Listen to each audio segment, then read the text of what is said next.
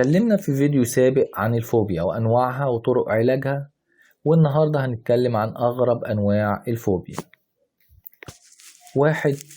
أراكيبتروفوبيا، الخوف من إن زبدة الفول السوداني تلزق في سقف بقك.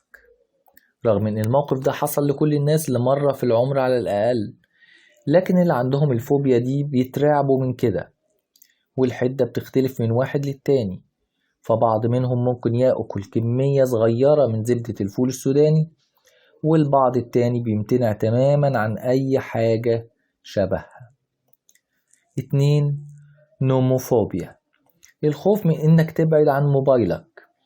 الناس اللي عندهم الفوبيا دي بيحسوا بالقلق لو لقوا الموبايل بتاعهم مش معاهم، أو إن البطارية ضعيفة أو الشبكة واقعة. وبغض النظر عن الظروف إنك ما تبقاش قادر تستخدم موبايلك، فبالنسبة للناس دي بيخليهم يحسوا بالرعب والقلق. وبرضه الفوبيا دي بتختلف من واحد للتاني، فمنهم اللي بيقعد كل شوية يتأكد من تليفونه ويبقى قلقان إنه يفوته أي اتصال. 3. أريثموفوبيا، الخوف من الأرقام. الكتير مننا كان عنده مشكلة مع الحساب والأرقام لما كان صغير، لكن الناس اللي عندهم الفوبيا دي عندهم رعب من الأرقام، وبيحسوا بالقلق لما يلاقوا نفسهم مجبرين إنهم يتعاملوا مع الحساب أو مع الأرقام عموما. 4. بلوتوفوبيا، الخوف من الفلوس. رغم إن دي حاجة محدش يخاف منها، وكلنا بنتمنى إن يكون عندنا فلوس أكتر، لكن الناس اللي عندهم الفوبيا دي بيخافوا إنهم يبقوا أغنياء أو بيخافوا من الناس الأغنياء.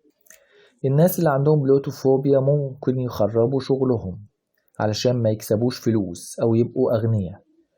الخوف من الغنى أساس الخوف من المسؤوليات والضغوط المرتبطة بالفلوس، أو الخوف من إنه يكون ضحية سرقة. 5. دينوتوفوبيا، الخوف من اللون الأصفر. الناس اللي عندهم الفوبيا النادرة دي غالبا بيخافوا من أي حاجة لونها أصفر، وغالبا بيبعدوا عن اللون الأصفر مهما كانت التكلفة، وحتى بيلاقوا إن اللون الأصفر مقرف. وطبعا الفوبيا دي بتأثر على حياة الشخص اليومية، لأن اللون الأصفر موجود تقريبا في كل حاجة. 6.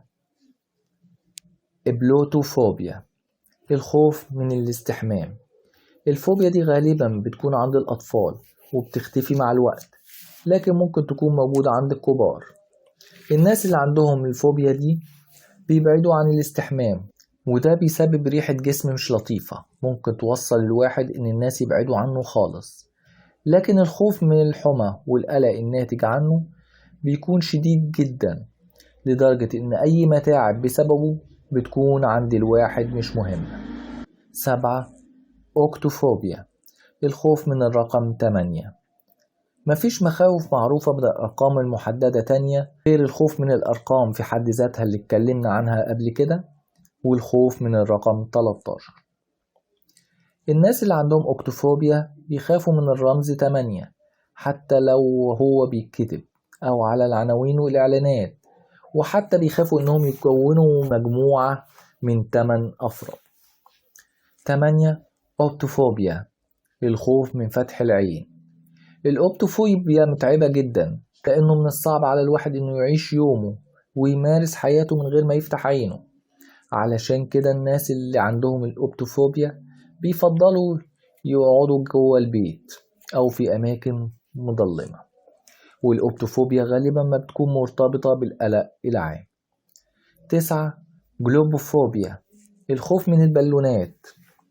درجة الخوف بتختلف من واحد للتاني، ومن البعد على البالونات إلى البعد تماما عن أي مكان فيه بالونات.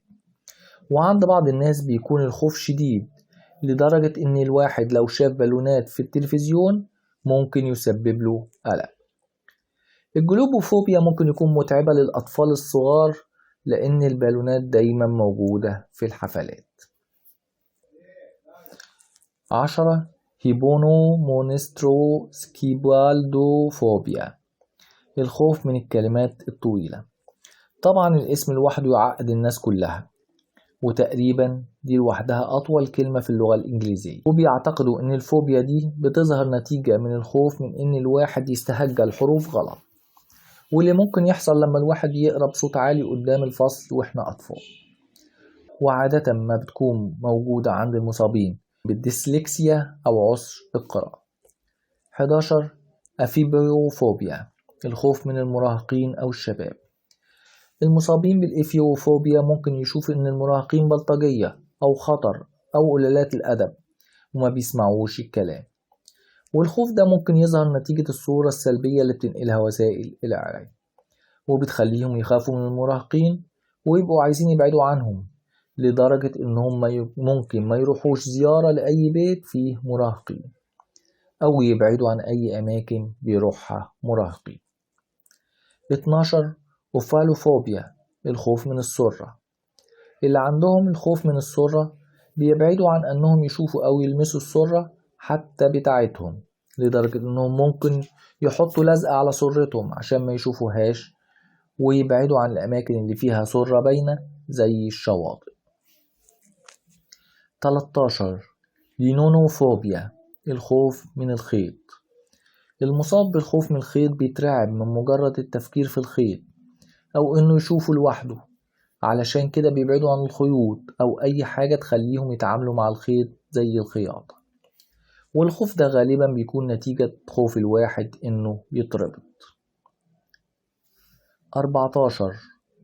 بوجونوفوبيا، الخوف من شعر الدقن. ده غالبا بيكون نتيجة حدث صادم مع واحد عنده دقن.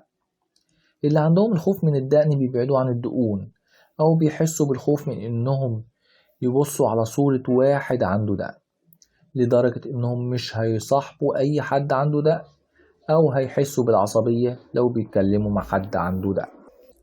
15. تشيتوفوبيا، الخوف من الشعر. شعر الواحد نفسه أو شعر الناس التانية أو حتى شعر الحيوانات. بيخافوا من حتى تسريح شعرهم، وغالبا بيكون صعب عليهم إنه يقصوا شعرهم أو أي موقف يخليهم يلمسوا شعر الناس التانية. وممكن يكون الخوف من الشعر نتيجة لحدث صادم كان مرتبط بالشعر، مثلا قصة شعر وحشة أو الصلع. وممكن برضو يكون نتيجة إن الواحد معتقد إن الشعر حاجة قذرة. 16.